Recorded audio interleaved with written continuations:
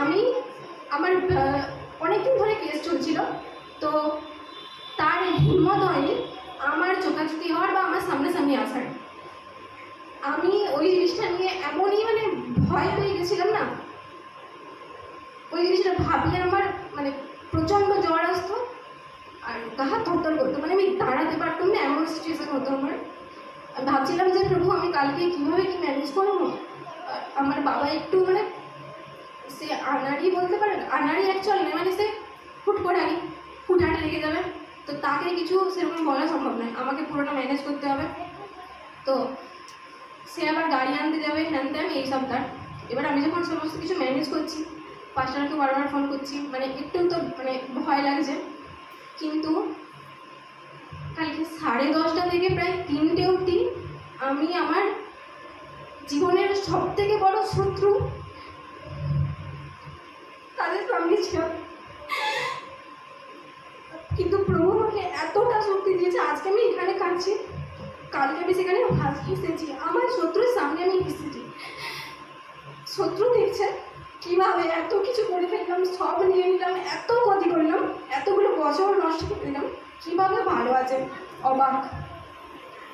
সে গাড়িতে এসি চালিয়ে আছে, আমি আছি গরমে, কিন্তু তার সাথে প্রভু নেই, আমার সাথে আছে।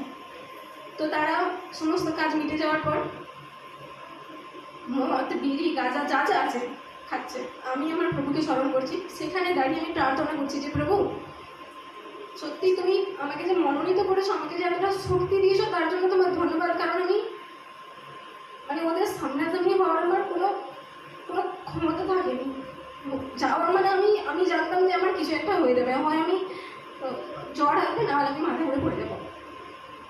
কিন্তু কালকে প্রভু আমাকে এতটা শক্তি দিয়েছে, আমি জিতেছি, এতটা পরিমাণ জিতেছি। ওদের উকিল আমাকে বলছে মা তোর তো কপালটা নিয়ে নিতে পারবে নি, যা আছে আছে ছেড়ে। তাই প্রভুকে অসংখ্য ধন্যবাদ। যদি আমি আপনাদেরকে বলতে চাই, একদিন আসছেন ফল পাননি, 2 দিন আসুন, 3 দিন আসুন, যতদিন না ফল পেলেই কি আর না পেলেই কি, আসতে তখন প্রভু অটোমেটিক্যালি ফল দিয়ে দেবে। আর একটা জিনিস, যদি আমরা সত্যি আমিও যতদিন না বিপদে পড়ি, প্রভুকে যে মন থেকে যে প্রার্থনাটা, পাঁচটার কিছুদিন আগে একটা বাক্য দিচ্ছিল, প্রার্থনা তখনই মন থেকে হবে, একদম রিয়েলি মন থেকে, যখন আপনি সব থেকে বেশি বিপদের চরম পর্যায়ে পৌঁছাবেন যে আপনি যখন রাস্তা নেই। 4-5 বছর কেস চলছে আমার, প্রার্থনা করি মন থেকেই করি প্রত্যেকবার। এই সপ্তাহটাতে এতটা আমি ভেঙে পড়েছি যে প্রভু আর কি কিছু করার নেই, বাবা মাকে বুঝতে দিইনি। আমি সবাইকে বলছি যে ঠিক হয়ে যাবে, নিজের মধ্যে তো কষ্টটা হচ্ছে, সেটা কীভাবে রাখবো। যখন প্রার্থনা করি প্রভুকে বলি যে প্রভু আমার চোখের জল শুকিয়ে গেছে, আমি আর কাঁদতে পারছি, তুমি এটা থেকে আমাকে মুক্ত করো। তো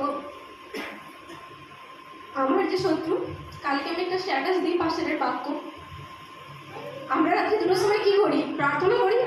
আচ্ছা, জগতের লোক কী করে, আচ্ছা কলকাতা থেকে গাড়ি চালিয়ে আসা, এতটা গরমে থাকা, আবার যাওয়া, তার উপর মদ বিড়ি সিগারেট সমস্ত কিছু খেয়ে মানুষ ঘুমাবে, তো জেগে থাকার কথা কি রাত্রি 2:30টার সময় আমার প্রত্যেকটা স্ট্যাটাস খুলে খুলে দেখছে, তার রাতের ঘুম উড়েছে, তো প্রভু উড়িয়েছে।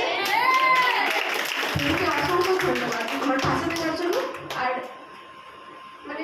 আমার কিছু চাহিদা পূরণ করুক বা নাই করুক, সে আমার পরমেশ্বর আমাকে যে মনোনীত করে এখানে নিয়ে এসেছে, আমার সাথে সবসময় আছে, আমাকে শক্তি দিয়েছে, এই জন্য প্রভুকে অসংখ্য ধন্যবাদ।